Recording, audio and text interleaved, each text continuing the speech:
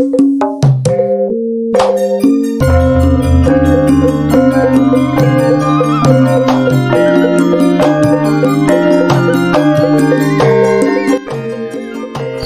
urip bonus channel dimanapun Anda berada, siang kali ini ketemu lagi bersama Gunge, bersama wayang orang Sriwedari. Bagi Anda pecinta wayang orang Sriwedari, ini saya ambil dari pertunjukan wayang orang Sriwedari pada 8 bulan lalu dengan cerita Pergiwo Kembar. Ini perebutan suami yang diperebutkan Arjuna. Kita tahu bahwa Raden Arjuna itu banyak istri, sehingga banyak yang ingin dinikahi, sehingga ada Pergiwo Kembar memperebutkan seorang laki-laki. Bagaimana cerita keseruan dan lain-lainnya, mari kita ikuti pertunjukan wayang orang ini part 1.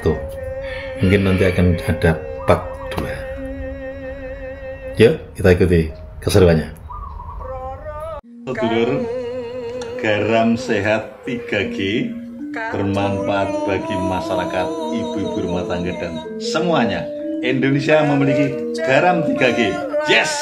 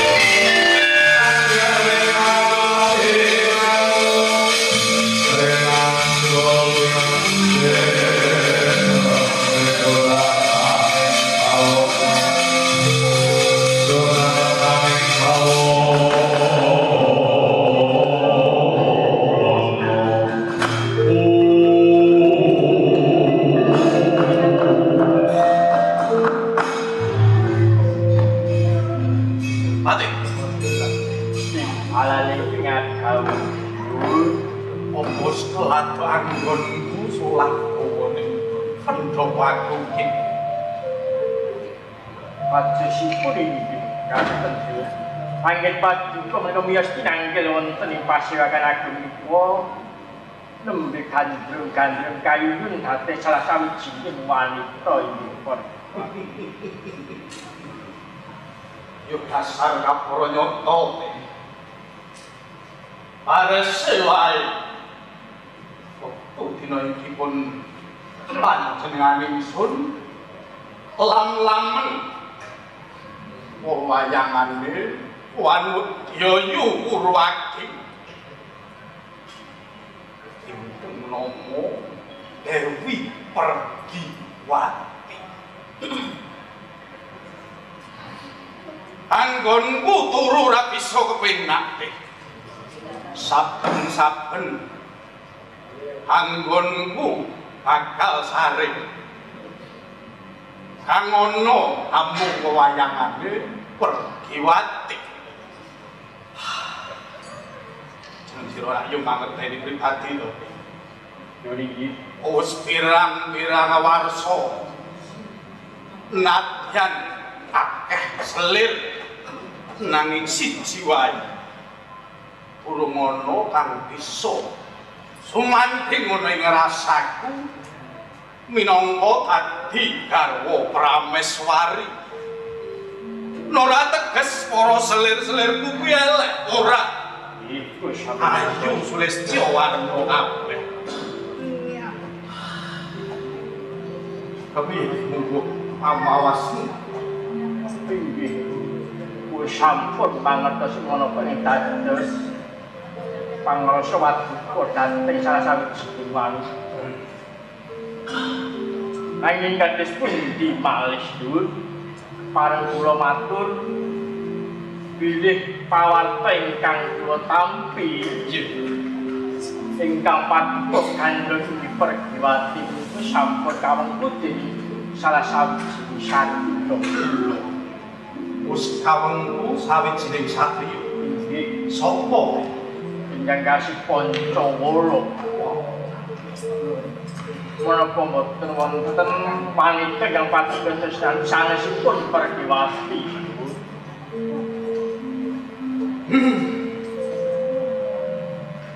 Pak Tedosono timbalan ingkang adaos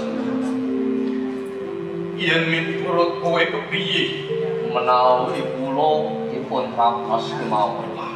Paduka menika Nalendra sugih bondo gandu sekti mak ampara menawi to ingkang dados sedya paduka kasempatan tartamtu ing mangkinipun mimpi kuncaraning raja. yo ngene iki lho sing dak karepake rasa sungking aja mung nut atimu hatimu nadyan to dikaya ngapa panjenenganing sun duweni kasekten kang linuwe pepasan dibruki batang sayuta wae ora bakal kikrek apa manamu sawiji satriya tangeh lamun yen to panjenenganing sun kuwi bisa kasokan rak yo ngono to kula pitados dhateng kasten Ulah menawi kersa paduka kecak kelampan boyong dhateng pergiwati kula namung wonten ngarsa paduka. Yo bagus tumenggung timbalan ingkang adaos Sinuwun. wah kaijenan wae jeneng sira Regas penyatanipun kados mekaten. iya ora dadi boyo pangorko ingsun pitaya yen to kasektenmu wis pinunjul lawan para nayaka praja liyan Iko kula wau namung nulat dhateng lekas paduka sing walah iya kepenak langgonmu maloso ngestuaken kau paduka ning musik pati nadyan dikaya ngapa selir-selirku kuwi dudu watu selirku kuwi ya wanita iya wong oh ngaten mula ora bakal tak selami ento samengko selir-selirku duweni rasa ora kepenak yen aku duweni karo Prameswari mula aku bakal tetanyur iki ayo monggo Dur selir Wonten dawuh Sinuwun. nak kira jeneng sira kabeh katelune wis keprungu pribadi ento panjenenganing sun arsa mundhut garwa Prameswari aku ora ngiyas marang jeneng sira kabeh nanging jejering garwa Prameswari kuwi kang samengko bisa ndadekake kuncaraning praja duweni aura sing linuwe ora teges auramu kuwi tipis ora ning durung tepat wae mula ndak jaluk sing gedhe sing longgar atimu kabeh yen to samengko panjenenganing sun bakal nginarwa garwa Prameswari kang nama Dewi Pergiwati rak yo ora apa-apa Iki Sinuwun. bagus sesuk belanjamu tak undhahi Matur nuwun Sinuwun. kowe kepiye Nggih kula namung manut timbang mengke paduka usir. nah Kados gelandangan. ora bakal tak kaya mangkon yo sesuk kowe dolano salon Matur tak ujo kira marbuk dawake 2 meter oleh pun semeter mawon. oh iya Mengke malah nenteng. Ae selirku gawe iki. Kepareng matur sih. Wah, iki aku deg-degan iki. Kepiye?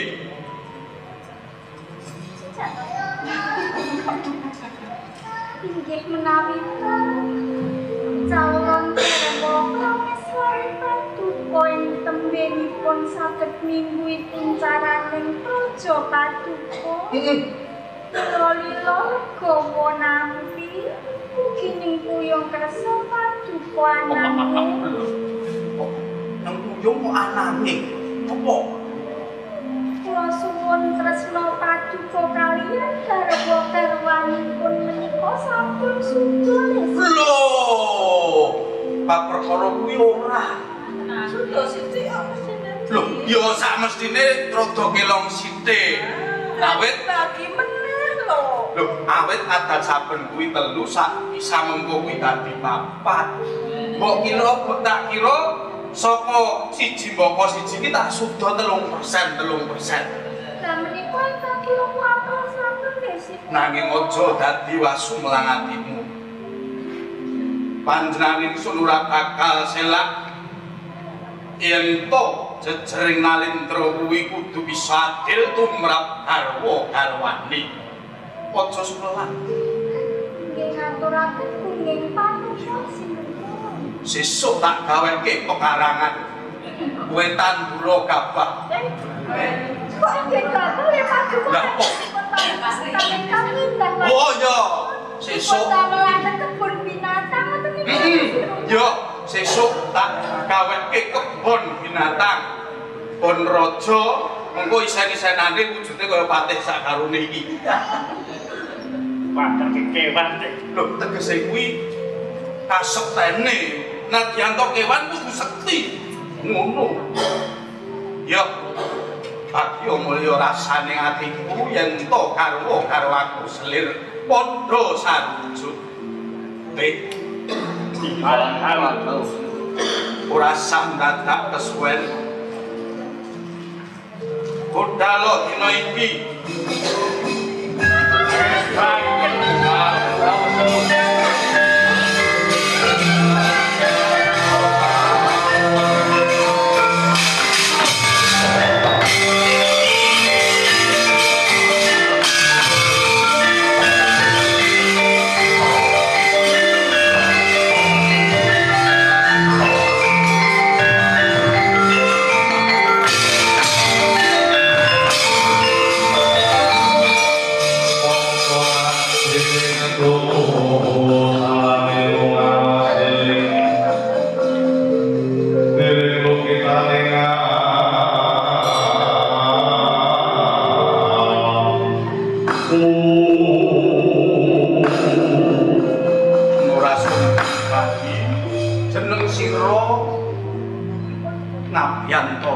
Saning sun ana wigati apa adiku wong ae. Tak duka ya Bapak Prabu. Anggonku sowan ngono ora ketinggalan. Ya. Sadurunge aku ngaturake sungkem pangabekti kanca ana ngasa patu kaya Bapak Prabu. Ya satompo pangestu kumbanyuni. Banget anggonku mundi. Ya. Selamat-selamat. Ya ing pasewangan. Lamun to Bapak Prabu ngono asa garwa Dewi Pertiwati apa? Oh, tenang. Masa yo akan sabene wae. Apa ora? Lah kepiye to? Berarti ya bener. Berarti. Panggonmu ngucap kok sakarepe dhewe adi nalendra kok kaya mangku. Ora ilok. Pun kakang ora nate. Pulang muruk kaya mangku. Tak buka Bapak Prabu. Ya pancen kepara nyata. Anggonmu lamat-lamat keprungu kuwi pun kakang bakal winarka sawijining dewi. Ya kuwi Dewi Pertiwati. Kepiye? Bapak Prabu ngono lah ya Mas. ngopeni to. Yen to Dewi Pertiwati ngono, wis duweni garwa. Mau ate wis pondho kaya mangkono nanging tumrapipun kakang ku ora idep. Lah piye? Kurang lakone Kakang Prabu Arsa garwa Dewi Pertiwati ngono. Mesti nganggo cara apa? Yen to ngeyel yo nganggo apa? Yen ora dosa, ora yo kur peperangan ya to? Lho yo bakale kaya mangkono kaya. Bakal piye meneh? Lakone mangayu kata ngono. Kuwi cara kang luput lho Kakang Prabu. Cara kang luput. Banjur karepmu ku piye? Apa iki apa? Nganggo cara akal. Yen to jenenge wong perang kuwi nek ora nganggo akal ya ora bakal bisa unggul. Yen perang ngono nganggo apa? Apa karo akal? Akale sok-sok ilang. Wis sak karepmu. Banjur karepmu piye? Wis Kakang Prabu kepenak ana ing kene wae mangayu kata kang bakal sumangkas. Yen nang kene terus pun kakang yo kesel ngadeg jegeger ngene iki. Sari ning Tilasari. Oh ngono. Apa wis tebak-tebak Ilham Sari? Yo ndang ngono. Oh iya. Banjur piye? Ya wis sakune aku bakal sumangkas. Dewi Pertiwati bakal ana ing kanarepan. Lho, kowe kan bakal sabiyantu pun kakang. Ijo kan. Wah, pinter tenan. Kakang ki aku ora nate dipoyoki. Lho kuwi tandha tresnane pun kakang marang si Adi. Yo disayang ora kok tinggi-tinggi. Oh iya. Kusmion. Lah kowe jaluke kepiye aneh-aneh wae wadah sabene apa ya mangkono. Wis ora sak kesuwene gak budal kono. Yo kakang Toyo. Kakang nek panenku yo. Wis sing hati-hati.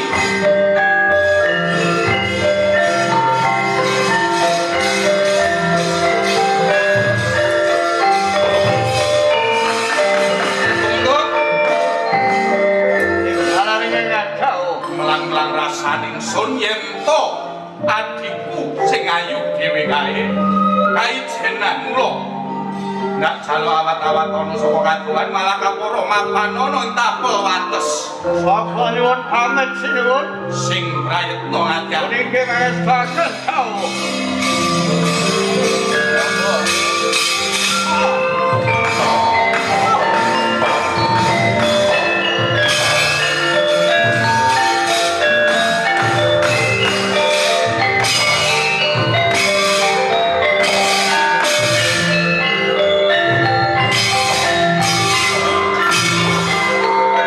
ate sakarone Nyata.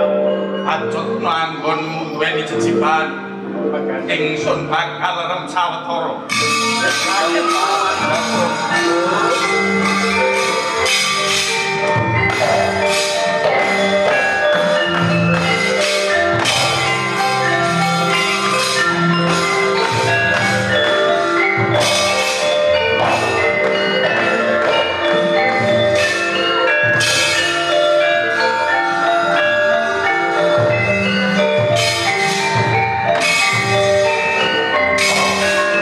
ayo bujono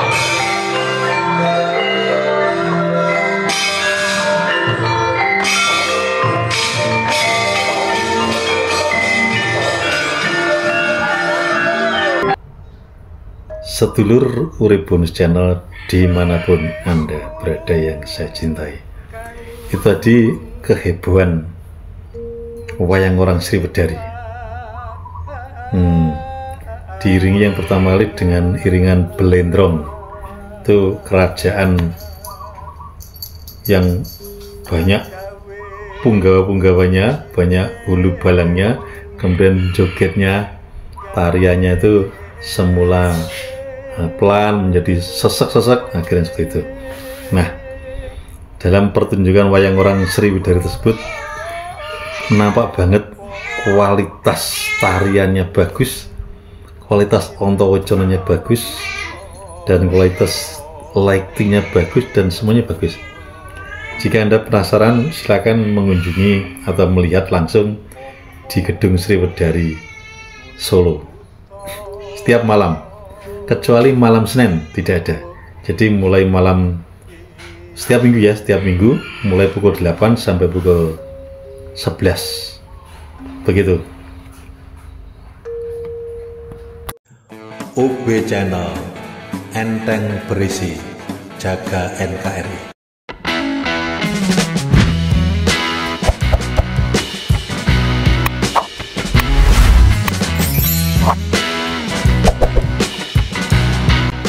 Gedabus bersama UB Channel.